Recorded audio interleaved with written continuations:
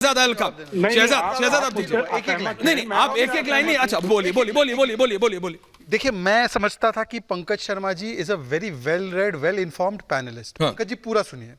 Justice Gangopadhyay के विषय में बोल रहे ना, मैं आपको हमेशा बोलता हूँ रिपब्लिक पूरा नेटवर्क। अरे ये पहली बार नहीं हो रहा है भाई। हाँ, पहली बार की सवाल नहीं है। रिपब्लिक बांग्ला देखते ना आप पंकज जी, तो आपको पता चलता कि अधीर रंजन चौधरी ने गंगोपाध्याय जी को सीएम फेस बनाने की वकालत की। आपको पता ही ये बात। आप कह रहे हमने उनको पार्टी में ले लिया ना। मिस्टर अधीर रंजन चौधरी, और मैं अभी आपके बांग्ला चैनल को रिक्वेस्ट कर रहा हूं, वो शायद ये फीड देख रहे होंगे, कि अभी वो बाइट प्ले कीजिए। अधीर रंजन ने तो एक स्टेप आगे कहा कि ये टीएमसी का करप्शन को उजागर करने वाला जज है, ये बहुत नैतिक व्यक्ति है, इसको हमें सीएम फेस बनाना चाहिए। और बहारुल इस्लाम वो तो सांसद बने, सांसद के बाद जज बने, फिर उसके बाद फिर से सांसद बने, उसके बाद फिर से जज बनाए गए इंदिरा गांधी के द्वारा। और एक आखिरी टिप्पणी, एक आखिरी टिप्पणी बोलिए। अमित शाह जी ने तो अच्छा बोला कि 34 तक आपकी उम्मीद उनको लगने लगी कि 34 तक तो कम से कम आप टिक कर पाएंगे, पर ये कह गए कि 50 तक हमारा कोई चांस नहीं है। बताइए, अमित शाह जी की तो इतना बड़ा दिल है कि उन्होंने बोले 34 में कम से कम मौका देते, ये बोलने के लिए 50 तक नहीं आना है। संजीव जा। और गंगोपाध्याय का वो बाइट जो है वो अधीर रंजन का निकाल लीजिए। एक नहीं 10 बाइट है, और मेरे पास 100 ऐसे नाम और होंगे पंकज जी के, कंठस्थ होंगे पंकज जी को। भाई पुराने पत्रकार है प्रिंट के, इन लोगों को तो डेडलाइन याद रहती है। पंकज जी को तो डेडलाइन याद रहती है कि 16 मार्च 1972 को इस अखबार के बॉटम स्प्रेड पे ये था,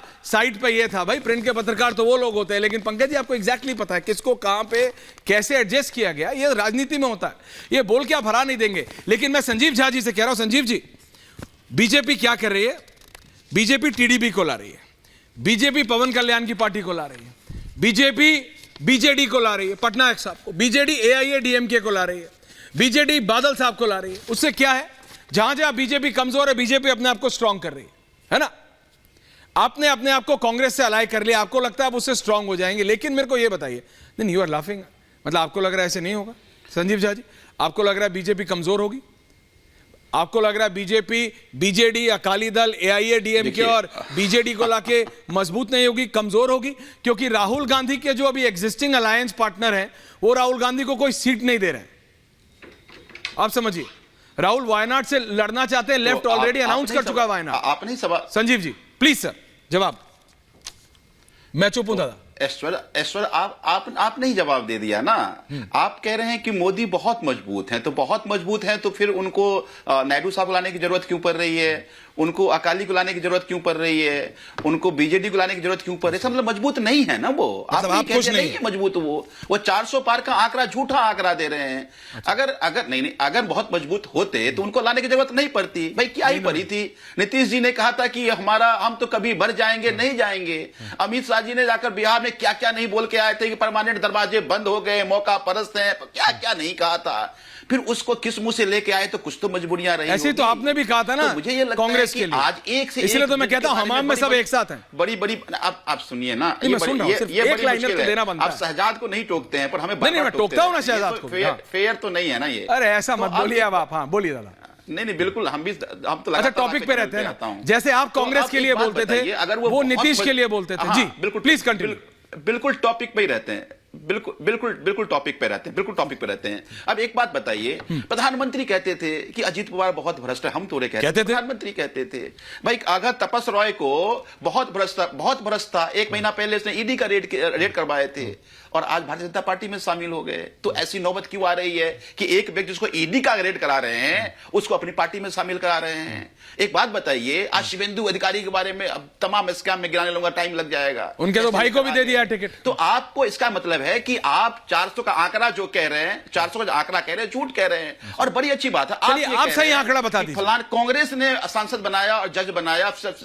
नहीं एक बात सुनिए ना। हाँ। सुनिए ना, कांग्रेस ने सांसद बनाया, जज बनाया, इसलिए भाजपा भी करेगी। तो कांग्रेस ने अगर किया तो देश ने उसको दिया, देश ने उसको सबक सिखाया, आपको मौका दिया। इसलिए कि आप प्रधानमंत्री जब गए थे पार्लियामेंट तो संसद की सीढ़ी पर लेट गए थे, तो लोगों को लगा कि संसद की गरिमा बचेगी, संविधान बचेगा। लेकिन आप कांग्रेस से 2 कदम आगे निकल गए ना, फिर तो देश आपको सबक सिखाएगा। कैसे एक जस्टिस जो तमाम फैसले दे रहा है अपने टेन्योर में ही भाजपा में शामिल हो जा रहा है। तो कैसे नहीं देश माने कि सारा फैसले बायस थे, और ऐसे तमाम तरह के उदाहरण हमारे सामने हैं। तो चिंता हो रही है। मैं देखिए एक बात मैं आपको कह प्लीज बोलिए। और एक बात की आपत्ति भी है, हालांकि अगर कांग्रेस के लोग होते तो वो कहते ये खड़गे, आप देखिए खड़गे टाइप को बनाते हैं, मुझे लगता है ये कहना ठीक नहीं है। क्यों नहीं है खड़गे जी का अपना लंबा क्यों नहीं है खड़गे टाइप नहीं दादा, मैं आपको बात बताता हूं, मेरे पास ऑफिशियल ऑन कैमरा बहुत बड़े नेता हैं, जड़ से उठे नेता हैं। सुनिए टाइप कह देना संजीव दादा, जड़ से उठे नेता हैं, उनकी अगर कोई, सुनिए दादा संजीव झा जी, अगर उनके कोई पॉलिटिकल हिस्ट्री को पढ़े तो समझ आएगा कितने बड़े नेता हैं खड़गे साहब, कहां से उठे, किस किस मुसीबतों से उठे, कहां तक पहुंचे। लेकिन पता आपको, मैंने उनकी किताब पढ़ी, तब मैं बोल रहा हूं दुख से। पता है क्यों? मैंने ही कहा कांग्रेस में कितने बड़े नेता हैं।